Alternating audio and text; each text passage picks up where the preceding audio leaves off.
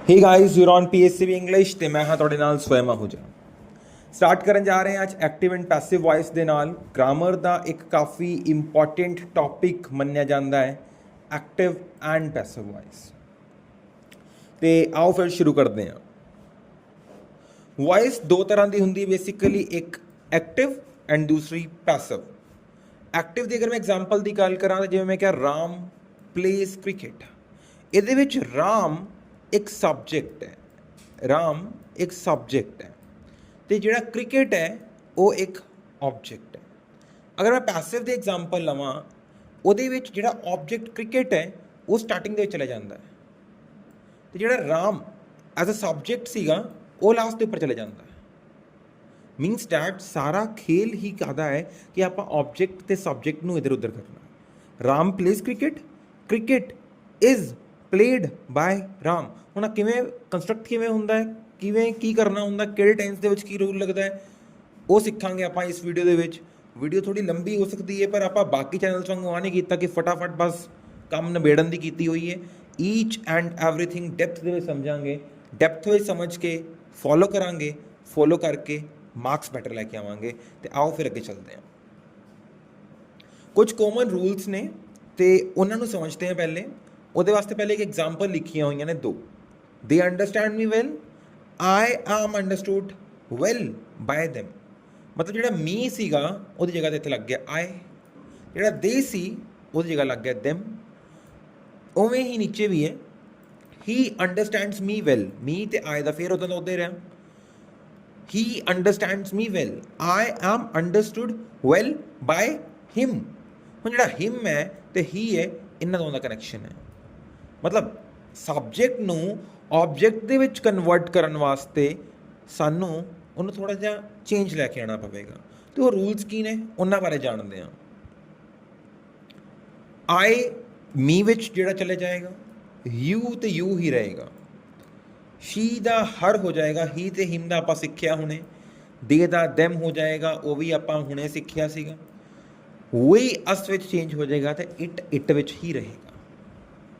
Apply ਕਰਦੇ ਹਾਂ ਜਿੱਦਾਂ ਜਿੱਦਾਂ ਆਪਾਂ ਅੱਗੇ ਸਿੱਖਾਂਗੇ। ਤੇ ਸ਼ੁਰੂਆਤ ਕਰਦੇ ਹਾਂ ਪਹਿਲੇ ਪ੍ਰੈਜ਼ੈਂਟ ਇਨਡੈਫੀਨਿਟ ਟੈਂਸ ਦੇ ਨਾਲ। ਪ੍ਰੈਜ਼ੈਂਟ ਇਨਡੈਫੀਨਿਟ ਟੈਂਸ ਦੇ ਵਿੱਚ ਜਿਹੜੀ ਐਕਟਿਵ ਵੌਇਸ ਹੁੰਦੀ ਹੈ ਉਹਦੀ ਕੰਸਟਰਕਸ਼ਨ ਕੁਝ ਇਸ ਤਰੀਕੇ ਨਾਲ ਹੁੰਦੀ ਹੈ। ਪਹਿਲੇ ਤਾਂ ਟੈਂਸ ਯਾਦ ਕਰੋ ਕੀ ਹੁੰਦਾ ਹੈਗਾ। ਸਬਜੈਕਟ ਪਲੱਸ ਵਰਬ ਦੀ ਫਸਟ ਫਾਰਮ SES ਉਸ ਕੰਡੀਸ਼ਨ ਵਿੱਚ ਯੂਜ਼ ਹੋਏਗਾ ਅਗਰ ਉਹ ਸਿੰਗੂਲਰ ਹੈ ਤੇ। ਅਗਰ ਤੁਹਾਨੂੰ ਟੈਂਸ ਨਹੀਂ ਆਉਂਦੇ ਤੇ ਮੇਰੀ ਜਿਹੜੀ ਟੈਂਸ ਵਾਲੀ ਵੀਡੀਓ ਹੈ ਪਹਿਲੇ ਜਾ ਕੇ ਉਹ ਦੇਖੋ। SES ਯੂਜ਼ ਹੁੰਦਾ, ਨਾਲ ਯੂਜ਼ ਹੁੰਦਾ ਆਬਜੈਕਟ। ਆਹ ਸਟਰਕਚਰ ਹੁੰਦਾ। ਨੈਗੇਟਿਵ ਦੇ ਵਿੱਚ ਬਸ ਡੂ ਡਜ਼ ਨਾਟ ਲੱਗ ਜਾਂਦਾ ਤੇ ਇੰਟਰੋਗੇਟਿਵ ਦੇ ਵਿੱਚ ਡੂ ਡਜ਼ ਸਟਾਰਟਿੰਗ ਦੇ ਵਿੱਚ ਲੱਗ ਕੇ ਬਾਕੀ ਸਾਰਾ ਦਾ ਸਾਰਾ ਜਿਹੜਾ ਕੁਐਸਚਨ ਹੈ ਉਹ ਫਾਰਮ ਹੋ ਜਾਂਦਾ ਜਿੱਦਾਂ ਆਪਾਂ ਬਣਾਇਆ do you solve the puzzle. Start ਕਰਦੇ ਹੁਣ ਇੱਕ ਇੱਕ ਦੇ ਨਾਲ। ਰੀਆ ਰਾਈਟਸ ਅ ਲੈਟਰ, ਰਾਈਟਸ ਦਾ ਬਣ ਗਿਆ ਰਿਟਨ, ਕਿਉਂਕਿ ਆਪਾਂ ਪੜ੍ਹਿਆ ਵਰਬ ਦੀ ਥਰਡ ਫਾਰਮ ਜਿਹੜੀ ਹੈ ਆਪਾਂ ਉਹ ਸਟਰਕਚਰ ਦੇ ਵਿੱਚ ਯੂਜ਼ ਕਰਨੀ ਹੈ। ਆਬਜੈਕਟ ਯੂਜ਼ ਕਰਾਂਗੇ ਸਭ ਤੋਂ ਪਹਿਲੇ। ਆਬਜੈਕਟ ਆ ਗਿਆ ਜੀ ਅ ਲੈਟਰ, ਇਜ਼ ਯੂਜ਼ ਕੀਤਾ ਫਿਰ ਇਜ਼ ਆ ਗਿਆ, ਥਰਡ ਫਾਰਮ ਰਿਟਨ ਆ ਗਈ, ਫਿਰ ਉਸ ਤੋਂ ਬਾਅਦ ਬਾਏ ਯੂਜ਼ ਕਰਨਾ ਹੈ ਆਪਾਂ, ਬਾਏ ਆ ਗਿਆ, ਸਬਜੈਕਟ ਰੀਆ ਆ ਗਈ। ਤੇ ਰੀਆ ਰਾਈਟਸ ਅ ਲੈਟਰ ਤੇ a letter is written by Ria. ਅਗਰ ਹੀ ਸਿੰਗਸ ਅ ਸੌਂਗ ਹੈ ਤੇ a song is sung by him, verb ਦੀ ਥਰਡ ਫਾਰਮ ਯੂਜ਼ ਕਰਨੀ ਹੈ। ਅੱਛਾ ਤੇ ਹੁਣ ਇੱਥੇ ਇਜ਼ ਕਿਉਂ ਯੂਜ਼ ਹੋਇਆ? ਇਸ ਦੀ ਪਹਿਚਾਨ ਸੁਣ ਲਓ। ਅਗਰ ਇੱਥੇ ਵਰਬ ਦੀ ਫਸਟ ਫਾਰਮ ਹੈ ਜਾਂ ਫਿਰ ਨਾਲ ਲੱਗਾ SES ਤੇ ਉਸ ਕੰਡੀਸ਼ਨ ਦੇ ਵਿੱਚ ਤੁਸੀਂ ਇਜ਼ ਯੂਜ਼ ਕਰਨਾ ਹੈ। They do not watch TV, TV is not watched by them. Do you solve the puzzle, ਹੁਣ ਇਹਨੂੰ ਧਿਆਨ ਨਾਲ ਦੇਖੋ। Do you solve the puzzle ਤੇ ਇਜ਼ ਆਏਗਾ ਇੰਟਰੋਗੇਟਿਵ ਵਾਸਤੇ ਸਟਾਰਟਿੰਗ ਦੇ ਉੱਪਰ, ਇਜ਼ ਆਏਗਾ ਸਟਾਰਟਿੰਗ ਦੇ ਉੱਪਰ। ਉਸ ਤੋਂ ਬਾਅਦ ਆਏਗਾ ਤੁਹਾਡਾ ਆਬਜੈਕਟ ਜੋ ਸੀ ਦਾ ਪਜ਼ਲ, ਇਜ਼ ਦਾ ਪਜ਼ਲ। ਉਸ ਤੋਂ ਬਾਅਦ ਵਰਬ ਦੀ ਥਰਡ ਫਾਰਮ ਯਾਨੀ ਕਿ ਸੋਲਵ ਦੀ ਵਰਬ ਦੀ ਥਰਡ ਫਾਰਮ ਬਣੇਗੀ ਸੋਲਵਡ, ਫਿਰ ਬਾਏ ਲੱਗੇਗਾ ਤੇ ਫਿਰ ਉਸ ਤੋਂ ਬਾਅਦ ਆਪਾਂ ਯੂ ਲਗਾਵਾਂਗੇ ਤੇ ਨਾਲ ਲੱਗੇਗਾ ਕੁਐਸਚਨ ਮਾਰਕ। ਯੂ ਦਾ ਮਤਲਬ ਆਪਾਂ ਇੱਥੇ ਬੇਸਿਕਲੀ ਸਬਜੈਕਟ ਜਿਹੜਾ ਹੈ ਉਹ ਲਗਾਵਾਂਗੇ ਤੇ ਫਿਰ ਉਸ ਤੋਂ ਬਾਅਦ ਆਏਗਾ ਸਾਡਾ ਕੁਐਸਚਨ ਮਾਰਕ। ਇਹ ਬਣੇਗੀ verb plus object plus verb दी third form plus by plus subject, AC present indefinite. Past indefinite ਦੀ ਗੱਲ ਕਰੀਏ ਉਹਦਾ ਸਟਰਕਚਰ ਕਿਵੇਂ ਹੈ, ਉਹਦੇ ਚ ਵਰਬ ਦੀ ਸੈਕੰਡ ਫਾਰਮ ਯੂਜ਼ ਹੁੰਦੀ ਪਈ ਹੈ। ਰਾਈਟ ਨਹੀਂ ਯੂਜ਼ ਹੋਇਆ, ਰੌਟ ਯੂਜ਼ ਹੋਇਆ, ਤੇ ਇਜ਼ ਨਹੀਂ ਯੂਜ਼ ਹੋਇਆ, ਤੇ ਵਾਜ਼ ਯੂਜ਼ ਹੋਇਆ। ਸਟਰਕਚਰ ਸਮਝਦੇ ਹਾਂ, ਸਬਜੈਕਟ ਪਲੱਸ ਵਰਬ ਦੀ second farm plus object use ਹੁੰਦਾ ਹੈ। ਤੇ ਜਦੋਂ ਇਹਨੂੰ ਆਪਾਂ ਉਲਟਾ ਕਰਦੇ ਹਾਂ ਫਿਰ ਪੈਸਿਵ ਦੇ ਵਿੱਚ ਜਾ ਕੇ ਉਹ ਕੀ ਬਣਦਾ ਹੈ, ਆਬਜੈਕਟ ਪਲੱਸ ਵਾਜ਼ਵਰ, ਆ ਲੱਗਾ ਇੱਥੇ ਵਾਜ਼ਵਰ, ਵਾਜ਼ ਲੱਗੇਗਾ ਸਿੰਗੂਲਰ ਦੇ ਕੇਸ ਦੇ ਵਿੱਚ, ਵਰ ਲੱਗੇਗਾ ਪਲੂਰਲ ਦੇ ਕੇਸ ਦੇ ਵਿੱਚ, ਨਾਲ ਲੱਗੇਗੀ ਵਰਬ ਦੀ ਥਰਡ ਫਾਰਮ, ਨਾਲ ਲੱਗੇਗਾ ਬਾਏ, ਤੇ ਨਾਲ ਆ ਗਿਆ ਤੁਹਾਡਾ ਆਬਜੈਕਟ। यानी कि a story was written by Neha बन गया। They played cricket, cricket was played by them. He did not open the box, did not was not convert हो जाएगा, the box was not opened by him. Did you complete the homework, इत्थे भी वही case लगेगा। सब तो पहले interrogative वास्ते आप वॉज यूज करते हैं, वॉज के बाद फिर ऑब्जेक्ट आएगा, ऑब्जेक्ट यानी कि द होमवर्क, वर्ब दी थर्ड फॉर्म कंप्लीटेड, ना लगेगा बाय, तो फिर सब्जेक्ट आ गया यू, ना लग जाएगा थोड़ा question mark, was the homework completed by you. Next आने आप फ्यूचर इंडेफिनिट के उपर। फ्यूचर के विल शैल यूज होंगे, तो ये जोड़ा है आ भी सिंपल ही स्ट्रक्चर है, subject plus will shall plus verb the first form plus object, आ स्ट्रक्चर है जोड़ा कि आप इत्थे यूज किया, she will write a poem. तो हुण इहदा किद्दां कन्वर्ट होएगा, अ पोम विल शैल लगा के, विल इत्थे एक मेन ट्विस्ट है, इत्थे बी लगाना नाल, a poem will be written by she, कद चेंज हुंदा है हर दे विच, शी चेंज हो गया तुहाडा हर दे विच। They will clean the garden will be cleaned by them. He will not attend the seminar will not be attended, verb the third form, by him, he him में change हो गया। will you deliver the speech, will starting ਦੇ ਵਿੱਚ ਆਏਗਾ question आ के ना, इस करके will the speech be delivered by you। ਹੁਣ ਗੱਲ ਕਰਦੇ ਕੰਟੀਨਿਊਸ ਦੀ। ਕੰਟੀਨਿਊਸ ਦੇ ਵਿੱਚ ਯੂਜ਼ ਹੁੰਦਾ ਕੰਟੀਨਿਊਸ ਦੀ ਪਹਿਚਾਣ ਹੈਗੀ ing। अगर इस दे नाल ing लगा होएगा, प्रेजेंट कंटिन्यूस वॉज दे नाल ing लगा होएगा, ते पास्ट ते विल दे नाल ing लगा होएगा, ते फ्यूचर कंटिन्यूस। हुण इत्थे आपां गल करदे present continuous the. Subject plus is-M-are plus verb the first form, नाल लगेगा ing, नाल आया object.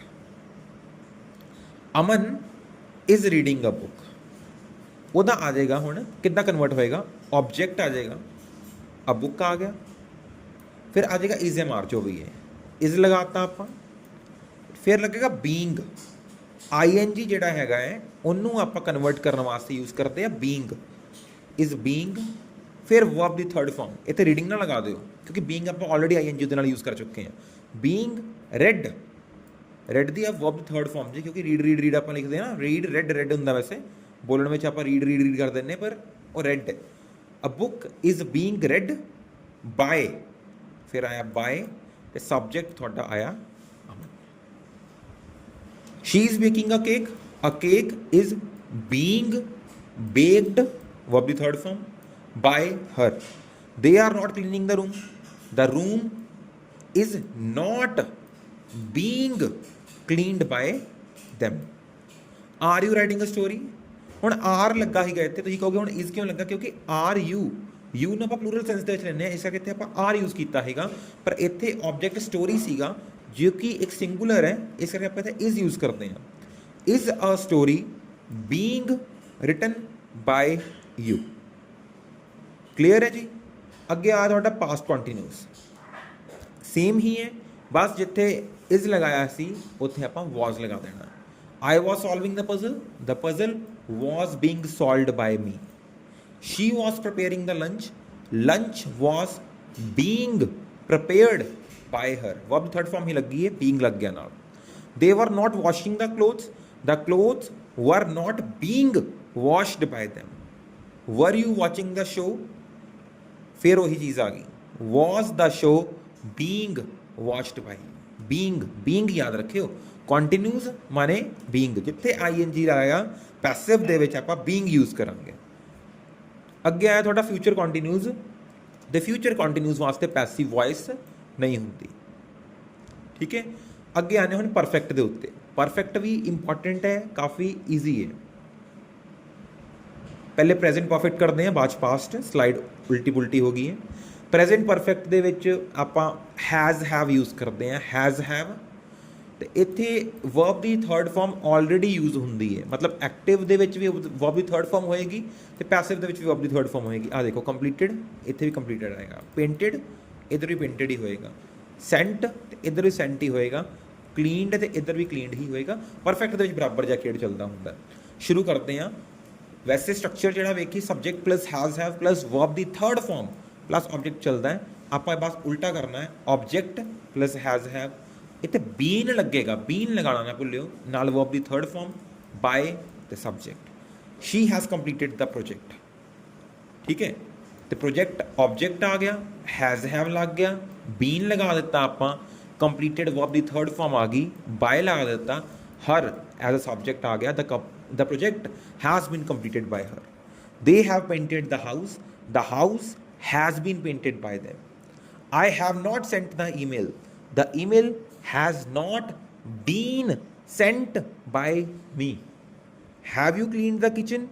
Has the kitchen been cleaned by you? Has आ गया, उस तो बाद ऑब्जेक्ट द किचन आ गया, been cleaned वर्ब दी third form bye you question mark लगा ਦਿੱਤਾ। ਪਾਸਟ ਪਰਫੈਕਟ ਦੀ ਗੱਲ ਕਰੀਏ ਤੇ ਇਹਦੇ ਵਿੱਚ ਹੈਡ ਯੂਜ਼ ਹੁੰਦਾ। ਅੱਗੇ ਵੀ ਆਪਾਂ ਹੈਡ ਹੀ ਯੂਜ਼ ਕਰ ਦਾਂਗੇ, ਬਾਕੀ ਸਭ ਕੁਝ ਪਰਫੈਕਟ ਦਾ ਸੇਮ ਹੀ ਚੱਲਦਾ। He had written the letter, a letter had been written by him. They had decorated the hall had been decorated by them. She had not solved the questions had not been solved by her. Had you finished the test? Had the test object आ गया, been finished by you यानी साडा subject। ठीक है जी। Future perfect ਜਿਹੜਾ ਹੈਗਾ ਉਹ ਵੀ ਨਹੀਂ ਹੁੰਦਾ ਜਿੱਦਾਂ ਫਿਊਚਰ ਕੰਟੀਨਿਊਸ ਨਹੀਂ ਸੀ ਹੈਗਾ। ਅੱਗੇ ਆ ਜਾਂਦੇ ਇੰਪੈਰੇਟਿਵ ਸੈਂਟੈਂਸਸ ਦੇ ਉੱਪਰ। ਇਹ ਥੋੜ੍ਹੇ ਟਵਿਸਟ ਵਾਲੇ ਨੇ, ਇਹਨਾਂ ਦਾ ਯਾਦ ਰੱਖਿਓ ਕਿ ਇਹ ਸਿੰਪਲ ਕਮਾਂਡਸ, ਰਿਕੁਐਸਟ ਤੇ ਐਡਵਾਈਸ ਵਾਸਤੇ ਯੂਜ਼ ਹੁੰਦਾ ਹੈ।